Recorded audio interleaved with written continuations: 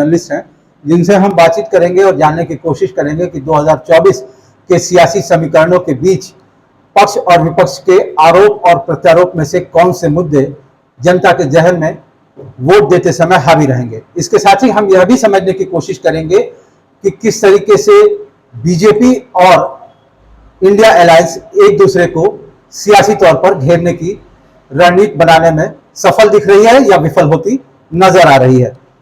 हमारे साथ कुछ जर्नलिस्ट हैं और इधर से हम बातचीत का सिलसिला शुरू करते हैं। अपना परिचय बताएं। शशिकांत तिवारी। अच्छा तिवारी जी, आपसे हम ये समझना चाहेंगे कि गाजीपुर को अगर लेकर के बात की जाए तो गाजीपुर की सीट बहुत क्रिटिकल हो जाती है, क्योंकि यहाँ से मनोज सिन्हा 2019 का चुनाव हार गए थे। हालांकि बीजेपी के पास गिनाने के लिए बहुत सारे काम थे, लेकिन उसके बावजूद बीजेपी को जनादेश नहीं मिला। 2024 को लेकर के आप को क्या लगता है कि बीजेपी की जो कमियां थी सियासी समीकरण के लिहाज से, वो कील काटी दुरुस्त करती हुई बीजेपी नजर आ रही है क्या? देखिए, जैसा कि आपने चर्चा किया 2019 का, तो 2019 के थोड़ा सा पीछे आपको ले जाएंगे 2014 में। 2014 में जब गाजीपुर की जो लोकसभा चुनाव हुआ, उसमें सभी पार्टियां अलग अलग तरीके से चुनाव लड़ी। उसमें कुछ निर्दलीय लोग भी आए। अच्छा। और उसमें खुद जो इस बार मुख्तार अंसारी के भाई अफजाल अंसारी समाजवादी पार्टी से प्रत्याशी हैं, उनका उस समय कौमी एकता दल लड़ता था और कौमी एकता दल से यहाँ पे डीपी यादव चुनाव लड़े थे, प्रत्याशी बने थे। तो जो समीकरण बना था, बसपा अलग थी, सपा अलग थी, निर्दलीय अलग थे, एक भाजपा के बागी थे, मनोज सिन्हा के करीबी थे अरुण सिंह, वो भी बागी होकर के निर्दलीय चुनाव लड़े थे। अच्छा। तो जो ये समीकरण बना निर्दलियों का या फिर कौमी एकता का लड़ना, ये मनोज सिन्हा का जो आगे का रास्ता है वो साफ कर दिया था। अच्छा। अब इस बार का जो जब 2024 की आप बात कर रहे हैं, आगे का रास्ता साफ मतलब परेशानी खड़ा कर, परेशानी अन्य दलों के लिए खड़ा हुआ और मनोज सिन्हा उसी में जीत गए।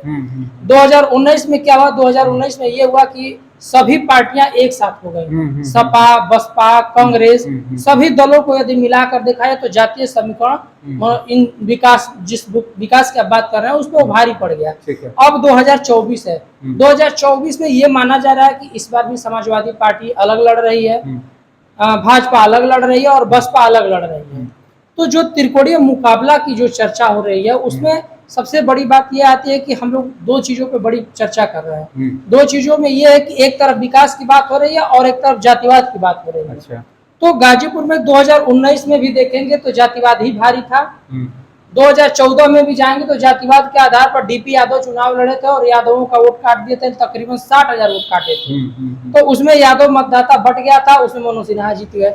इस बार 2024 की परिदृश्य यही है कि जो समाजवादी पार्टी से प्रत्याशी हैं अफजाल अंसारी, गाजीपुर में यदि देखा जाए तो यादव सबसे अधिक मतदाता 4,20,000 के समथिंग कुछ है। इसके अलावा मुस्लिम मतदाता भी 2.5 लाख के लगभग हैं। तो केवल इन दोनों को प्लस कर दिया जाए तो लगभग 7.25 साढ़े 7 लाख के करीब पहुंच जाता है।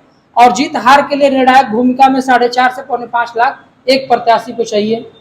तो उन दोनों समीकरणों को देखा है तो अब इन वोट में भारतीय जनता पार्टी कितना सेधमारी करती है।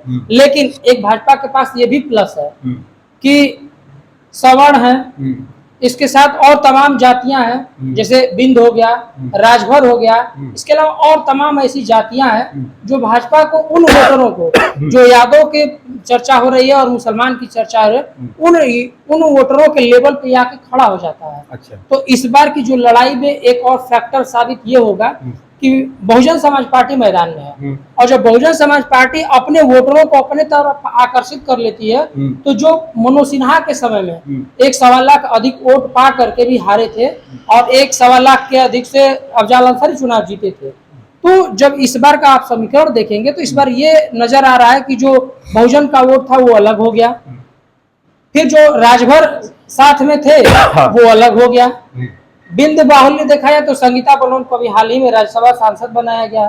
तो कहीं ना कहीं बीजेपी का भी समीकरण समाजवादी पार्टी के समीकरण से कहीं कम नहीं है। अच्छा। और धीरे धीरे अब चुनाव त्रिकोणीय न माना जाए, सीधे सपा और भाजपा की लड़ाई, आमने सामने की लड़ाई। जी, आपने कहा कि गाजीपुर में त्रिकोणीय लड़ाई थी, अंत में आपने कंक्लूड किया कि आमने सामने की लड़ाई है। त्रिकोणीय लड़ाई अगर होती है तो इसका सियासी लाभ किस दल को मिलेगा? और खास तौर से ऐसा कहा जाता है क्योंकि इस बार थोड़ा सा समीकरण जो पारंपरिक समीकरण है उससे अलग है। बीएसपी ने एक सवर्ण बिरादरी के कैंडिडेट को कंटेस्ट कराया है।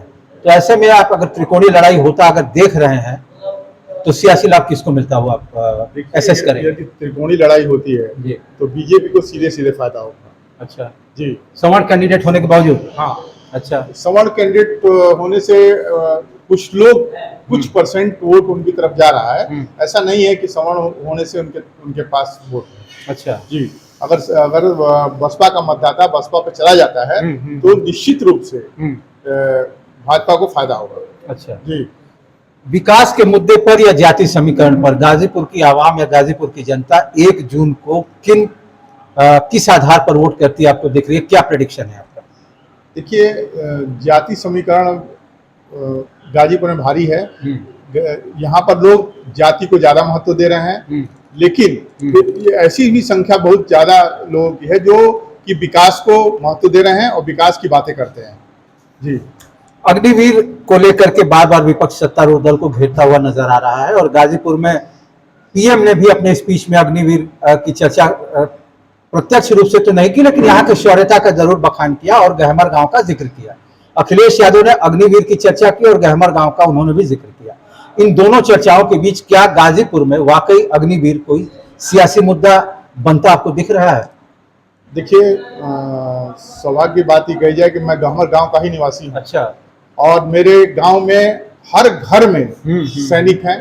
कोई ऐसा घर नहीं है आज भी हर घर में सैनिक हैं, 1 या 2। अच्छा, हर घर का बच्चा सेना में है जी। मेरे भी 2 भाई जो है सेना में है इस समय वर्तमान में जी। लेकिन जो आप अग्निवीर योजना कह रहे हैं, अग्निवीर योजना जो लाई गई है वो राष्ट्रीय स्तर पर दूरदर्शिता के हिसाब से लाई गई है। अच्छा। उसमें क्या है कि हर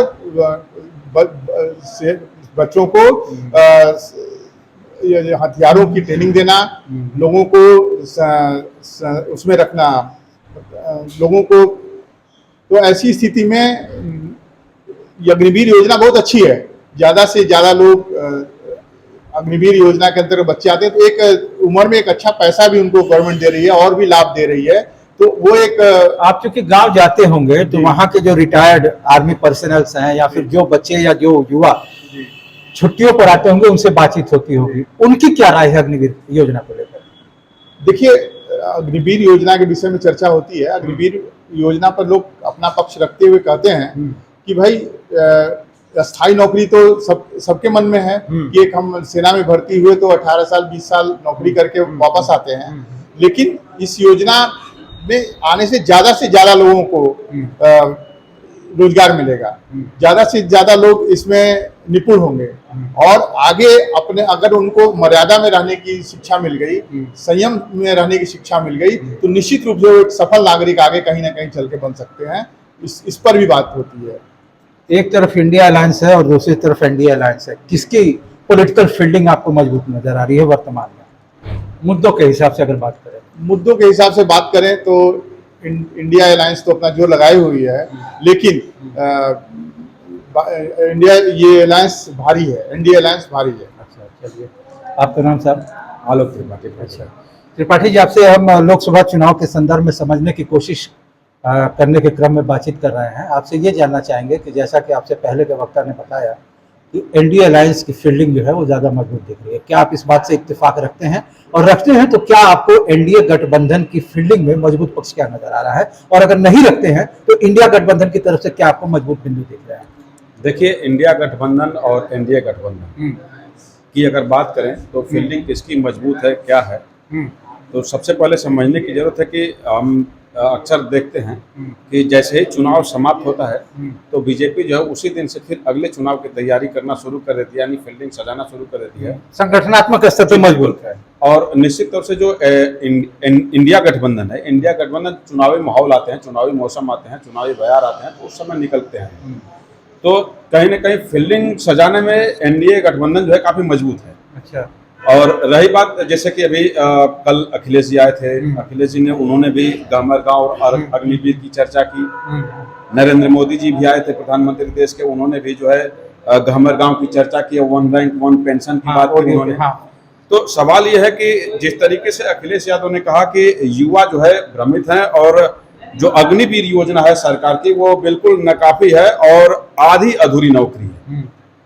अगर हम इंडिया गठबंधन की सरकार बनती है तो इसको हम पक्का नौकरी करेंगे, इस तरह की बात उन्होंने कही। रिकॉल कर लेंगे। जी। हाँ, हाँ। लेकिन जो इंडिया गठबंधन या देश के प्रधानमंत्री नरेंद्र मोदी उसी मन से भाषण देते हैं। उन्होंने कहा कि वन टाइम वन पेंशन जो सैनिकों की मांग होती थी उसको उन्होंने पूरा किया। हालांकि इसकी हम लोग समीक्षात्मक किया और सैनिकों से बातचीत भी की, तो उन्होंने इसका पुख्ता प्रमाण दिया कि नहीं, बिल्कुल वो लागू हो चुका है, लेकिन थोड़ी मोड़ी हर चीजों में कमियां होती हैं, ऐसा उन्होंने बताया था। तो सवाल यह है कि जो अग्निवीर योजना है सेना में, तो सेना के बाद को लेकर इस तरह से कभी तो राजनीति नहीं करनी चाहिए, क्योंकि सेना देश के रक्षक हैं और सीमा पर डटे रहते हैं, और हम भारत के नागरिक के लिए जो अपने खून पसीना बहाते हैं, इसलिए हम सुरक्षित हैं और चैन से हम कुछ भी कर सकते हैं, ये कहा जा सकता है। लेकिन जो चुनावी बयार है, जो चुनावी माहौल है, जो चुनावी मौसम है, इस बार तो एनडीए गठबंधन, इंडिया गठबंधन और बीएसपी, तो इंडिया गठबंधन जो है वो दावा करते हैं कि हमारे साथ ये दल मिल के जो है इस बार चुनाव लड़ रहे हैं, 2 लड़कों का चुनाव है, इस तरह की चर्चाएं अक्सर हम लोग सुनते हैं। सुभाषपा को लेकर के आपसे समझना चाहेंगे कि एनडीए गठबंधन के साथ सुभाषपा है, गाजीपुर में कितना बड़ा परिवर्तन सियासी तौर पर एनडीए के हक में या एनडीए के विपक्ष में सुभाषपा के दृष्टि से आप बताना समझाना चाहेंगे हमारे दर्शकों को? देखिए, सुभाषपा का अच्छा खासा प्रभाव गाजीपुर में है। हालांकि जहुराबाद जो यहाँ के ओम प्रकाश राजभर सुभाषपा जो अध्यक्ष हैं वो चुनाव लड़ते हैं, वो बलिया लोकसभा में आती है, लेकिन गाजीपुर लोकसभा में उनके तकरीबन 1 लाख वोटर बताए जाते हैं। कोई आधिकारिक रिकॉर्ड तो है नहीं, लेकिन एक अनुमान है कि 1 लाख से ज़्यादा वोटर सुभाषपा के गाजीपुर लोकसभा में हैं। और सुभाषपा के जो भी वोटर हैं, ओम प्रकाश राजभर अच्छी पकड़ रखते हैं अपने वोटर्स पे, और वो जहाँ कहेंगे उनके वोट वहीं जाएंगे। अच्छा। हालांकि यहाँ पे अफजाल अंसारी की जो बिटियां हैं, नुसरत अंसारी, उनको छड़ी निशान अलॉट हुआ है। छड़ी निशान सुभाषपा का चिन्ह है, लेकिन चूंकि राष्ट्रीय स्तर पर वो रजिस्टर्ड नहीं है, इसलिए विधानसभा चुनाव, लोकसभा चुनाव में वो छड़ी निशान नुसरत अंसारी को अलॉट कर दिया गया है। हो सकता है कुछ वोट पे असर पड़े, क्योंकि छड़ी निशान से सुभाषपा के वोटर कंफ्यूज जरूर हो सकते हैं, लेकिन सुभाषपा और बीजेपी ये समझाने की कोशिश करेगी अपने वोटर्स को कि यहाँ पे हमारा निशान कमल है और वो कमल को वोट दें।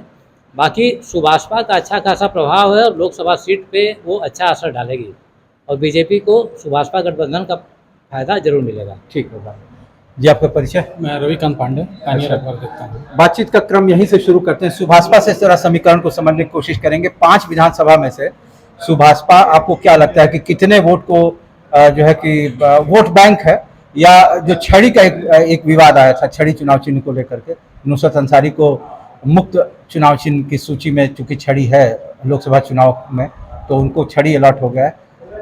छड़ी अलॉट होना नुसरत को क्या एनडीए खेमे को कहीं से डैमेज करता आपको दिख रहा है? बिल्कुल, ये कहीं ना कहीं एनडीए गठबंधन को ये नुकसान पहुंचाएगा। अच्छा। क्योंकि कहा जाता है कि राजभर का जो पार्टी है उनका, इनके वोटर बहुत छड़ी देख करके ही वोट डालने वाले हैं। अच्छा। कम पढ़ी लिखी, मतलब इनकी संख्या ज्यादा है, ग्रामीण पृष्ठभूमि के ग्रामीण वोटर। पृष्ठभूमि के ज्यादा इनके पास है, और इसलिए ये कहीं ना कहीं गुमराह हो सकते हैं। अच्छा। और छड़ी पे ये वोट करेंगे अगर, तो कहीं ना कहीं भाजपा का नुकसान। सुनियोजित तरीके से लिया गया आपको लगता है? बिल्कुल, ये सुनियोजित तरीके से ही और मांग करके ये लिया गया है। जिलाधिकारी के सामने इसको रखा गया था कि हमें छड़ी ही चाहिए, और ये गाजीपुर ही नहीं, और गाजीपुर के अगल जैसे बलिया में भी देखा जाए तो इस तरह से हुआ है कि छड़ी मांग करके वहाँ भी एक निर्दल प्रत्याशी ने वोट लिया है। एक विषय और आपसे समझना चाहेंगे कि अफजाल अंसारी का एक मामला सब्सिडीज है, हाई कोर्ट में विचाराधीन है, जिसमें कि 30 जून से पहले जजमेंट आने के लिए सुप्रीम कोर्ट से निर्देश जारी हुआ है, आदेश जारी हुआ है। उसको लेकर के जो सब्सिडीज मैटर है, क्या वोटर उससे प्रभावित होगा? क्या लोगों के जहन में ये बात आएगी कि मैटर सब्सिडीज है, कोर्ट से फैसला उनके हक में आए या विरोध में आए? इस तरह के तमाम सोच के बीच क्या यह भी एक तारीख को जब वोटर पहुंचेंगे पोलिंग बूथ पर वोट डालने, तो उनके जहन में यह भी एक विषय होगा वोट देने और नहीं देने के क्रम में? बिल्कुल, ये विषय है और अच्छा। इस पे जनता विचार भी कर रही है। अच्छा। लेकिन कहीं ना कहीं मैं ये मानूंगा कि जो विपक्षी पार्टियां हैं इस मुद्दे को भुना नहीं पा रही हैं। अच्छा। लोगों के बीच में इस मुद्दे को उतने जोर से नहीं उठा पा रही है जैसे जनता इनसे प्रभावित हो। अच्छा। तो ये तो मुद्दे की बात है, और ये चुनावी मुद्दा है। अगर ये विपक्ष हावी होता है तो कहीं ना कहीं ये वोट पे प्रभाव डालेगा। चलिए, जीत हार को ब्लैक एंड व्हाइट में हम आपसे नहीं पूछेंगे, लेकिन मुद्दों के संदर्भ में अगर बात करें तो एक तरफ इंडिया खेमा है, एक तरफ एनडीए खेमा है। एक तरफ से अपनी जो है कि उपलब्धियों को गिनाया जा रहा है और दूसरी तरफ से आरोप लगाया जा रहा है कि सरकार के फेलियर्स किन किन विषय पर हुए हैं। इन आरोप और प्रत्यारोप के बीच हम आपसे जानना चाहेंगे कि कौन सा खेमा अपनी बात को मजबूती से लोगों के बीच पहुंचाता हुआ दिख रहा है। नहीं, दोनों पार्टियां अपनी मुद्दों को पहुंचा रही हैं। अच्छा। जैसे अग्निवीर मुद्दा है तो विपक्ष इस पे हावी है। अच्छा। लेकिन जो पक्ष की जो सरकार है वो इस मुद्दे को रख नहीं पा रही है।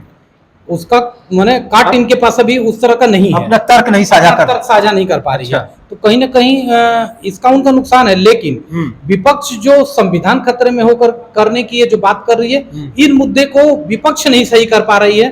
तो इसमें कहीं ना कहीं पक्ष जो है वो हावी है इन मुद्दे से बचने के लिए, क्योंकि जनता समझ रही है कि नहीं ये चीज क्या है। दोनों चीज जनता को गुमराह करने के लिए सिर्फ लगाया जा रहा है। फ्री राशन का लाभ होगा ऐसा सत्तारूढ़ दल की तरफ से कहा जा रहा है। क्या वाकई आपको लगता है कि फ्री राशन जो प्रणाली है पब्लिक डिस्ट्रीब्यूशन सिस्टम की, जिसके तहत राशन गरीब गुर्बत में जीने वाले लोगों को मिल रहा है, क्या वाकई ये गेम चेंजर सियासी तौर पर साबित होती दिख रही है आपको? नहीं, हमें तो नहीं लग रहा है, क्योंकि अगर ऐसा रहता तो विधानसभा चुनाव में भाजपा को इतनी बुरी तरह से 7 विधानसभाओं में हार नहीं मिलती।